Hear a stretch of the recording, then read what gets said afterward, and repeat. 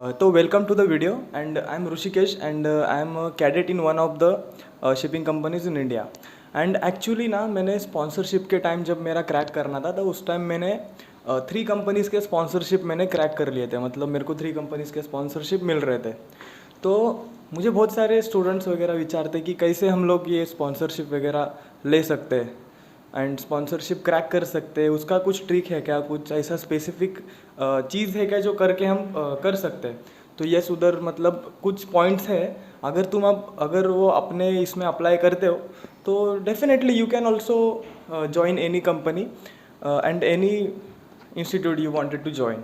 तो पहले बात करते हैं ना कि जब मैं अप्लाई कर रहा था स्पॉन्सरशिप के लिए, तो फर्स्ट ऑफ ऑल एक चीज़ जो रहेगी कि मेरा PCM 65 से लेस है, मतलब मेरा PCM 64% है।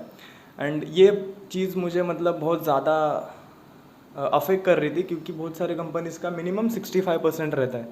तो अगर आपका भी 65 से कम है तो टेंशन मत लो, हो जाता है। देखो मेरा हो गया और मैंने 3 कंपनीज़ का स्पॉन्सरशिप क्रैक किया था।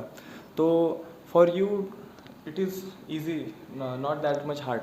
सो उसके लिए क्या करना है ना, तो मेरे पास तो चांसेस भी कम थे। अगर तुम्हारा PCM 70% से ज़्यादा है ना, तो बहुत सारे कंपनीज़ भी तुमको एलिजिबल समझेंगे उनका इंटरव्यू वगैरह देने के लिए। तो फर्स्ट ऑफ ऑल अगर आप अप्लाई कर रहे हो ना, सबसे अच्छा अगर आप 12th मतलब 12th साइंस के बाद अप्लाई कर रहे हो, PCM वगैरह आपका है 70% है, 70% से ज़्यादा है या 65 से भी ज़्यादा है, तो फर्स्ट ऑफ ऑल ना एक 3 पॉइंट्स में ये वीडियो करूँगा। तो फर्स्ट पॉइंट है कि you have to apply as many companies as many institute as you can. तो फर्स्ट ऑफ ऑल जाओ। अभी इंडिया में देखेंगे तो मेनली 5-6 इंस्टीट्यूट हैं, रेपुटेड इंस्टीट्यूट, जिसमें से अगर आप करोगे तो गारंटीड आपको रिजल्ट्स मिलेंगे ही। तो अगर उनमें से 5 में से आपको अप्लाई करना है, तो वो 5 में से आपको, उसमें 5 में भी डिफरेंट डिफरेंट कंपनीज़ वगैरह आते हैं इंटरव्यू के लिए, तो आपको बहुत ज़्यादा चांसेस मिलते हैं। मैंने तो 3 ही निकाले थे। आप अगर चाहो तो कुछ कुछ मैंने कैडेट्स वगैरह देखे हैं जिन्होंने 6-6, 7-7, 8-8 कंपनीज़ के इंटरव्यू निकाले। तो first of all what you have to do ना, कि अभी इंडिया में देखेंगे तो ग्रेट ईस्टर्न है, एंग्लो ईस्टर्न है, समुद्रा है, तोलानी है, ARI है, IMI है एंड TS रहमान। तो ये 7, 6, 7, 8 है। तो ये सब में आपको अप्लाई करना है। सबका फॉर्म भरो, फॉर्म आएगा तो सबका भरो, पैसे थोड़े जाएंगे तो कोई प्रॉब्लम नहीं, पर सबका फॉर्म भरो एंड सबके इंटरव्यू में बैठो। तो मैं लिख के देता हूँ, लिख के अगर आप मतलब जेन्युइन आपको इतना PCM आया है, 70% तक आया है, तो आपको आराम से 4-5 कंपनी ऐसे ही ले लेंगे। ठीक है, ये तो सबसे मेन पॉइंट रहा कि आपको as many as company you can apply, you have to apply. ये हो गया फर्स्ट पॉइंट। हाँ, तो अभी सेकेंड पॉइंट देखेंगे ना, तो आपको क्या करना है, तो आपको prepare well and prepare specific. अभी बहुत लोग ना, मतलब जो नए कैडेट्स वगैरह आते हैं, मतलब नए स्टूडेंट्स आते हैं जो प्रिपेयर कर रहे हैं IME-CT के लिए, स्पॉन्सरशिप के लिए, तो वो लोग ना बहुत ज़्यादा प्रिपेयर करते हैं। जो नहीं करना होता है वो भी प्रिपेयर कर देते हैं। ठीक है, तो आपको ये नहीं करना है। आपको इंटीग्रेशन डेरिवेशन नहीं पढ़ना है। आपको, मैं बहुत लोग देखता हूँ जो मैथ्स के फार्मूलाज वगैरह पढ़ते हैं, इंटीग्रेशन डेरिवेशन ये सब चीज़ें पढ़ते हैं। आपको ये सब पढ़ने की ज़रूरत नहीं है।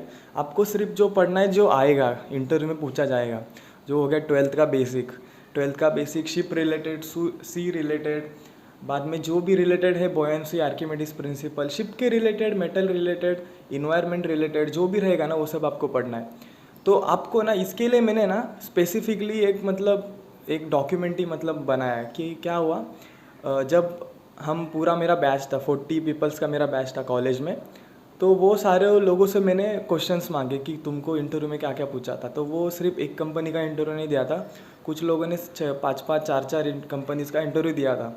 तो उनसे मैंने सारे क्वेश्चंस वगैरह जमा किए एंड जो भी मोस्टली आस्क क्वेश्चंस है ना, जो कि मतलब हर कंपनी में पूछे गए, तो ऐसे कंपनीज़ के क्वेश्चंस को मैंने लिस्ट किया एंड ये लिस्ट क्वेश्चंस को मैंने मतलब एक PDF बना के मतलब नीचे एक वेबसाइट पे मैंने अपलोड किया है। तो वहाँ से आप ये ले लो एंड ये पढ़ो।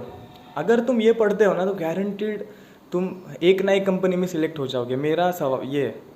और इसमें से मैंने क्वेश्चंस दिए, उसमें से ना आपको अगर 10 क्वेश्चंस पूछते हैं ना, उसमें से 4 to 5 क्वेश्चंस इसमें से रहेंगे ही रहेंगे। ऐसे ये सारे क्वेश्चंस हैं, मेरे को भी पूछे गए थे एंड ये मोस्ट ऑफ द इंटरव्यूज़ में पूछे जाते हैं। तो ये सारे क्वेश्चन है, तो आपको अगर ये इसमें से पढ़ते हो तो ये हो जाएगा एंड उधर आपको IME-CT का भी मिल जाएगा। मतलब IMCT में MCQs वगैरह कौन से होते हैं ना, तो MCQs भी आपको मिल जाएगा 300, 400, 500 ऐसे MCQs का लिस्ट बना के मैंने डाला है। स्पॉन्सरशिप के लिए इंटरव्यू के क्वेश्चन एंड IMCT के MCQs वगैरह आपको मिल जाएंगे डिस्क्रिप्शन बॉक्स में से, लिंक से ले लो वो। हाँ, अभी जो थर्ड पॉइंट है ना, तो वो रहेगा be confident and never give up. छोड़ना नहीं है, हार नहीं मानना है आपको। तो ये क्यों मैं बता रहा हूँ, क्योंकि क्या होता है ना कि ठीक है कंसिक्वेंसेस कुछ भी होते हैं, आपका इंटरव्यू नहीं क्लियर होता है, कुछ भी बात होता है, तो डरो मत, ठीक है नहीं हुआ कोई बड़ी बात नहीं है। मैंने भी फर्स्ट अटेम्प्ट में नहीं क्लियर किया था, मेरे को जो कंपनी मेरे को चाहिए था फर्स्ट अटेम्प्ट में मैंने नहीं निकाल पाया था, तो मैंने सेकेंड में अप्लाई किया, तो सेकेंड में मैंने 2-3 कंपनीज और भी निकाल लिए थे। तो उसमें से भी आप कर सकते हो। अगर मेरा 65% से PCM कम है तो मैं कर सकता हूँ।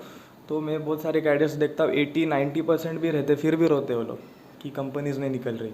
आपको तो बहुत ज़्यादा चांसेस मिलते हैं। तो मत डरो एंड बी कॉन्फिडेंट रहो, इंटरव्यू में जाओगे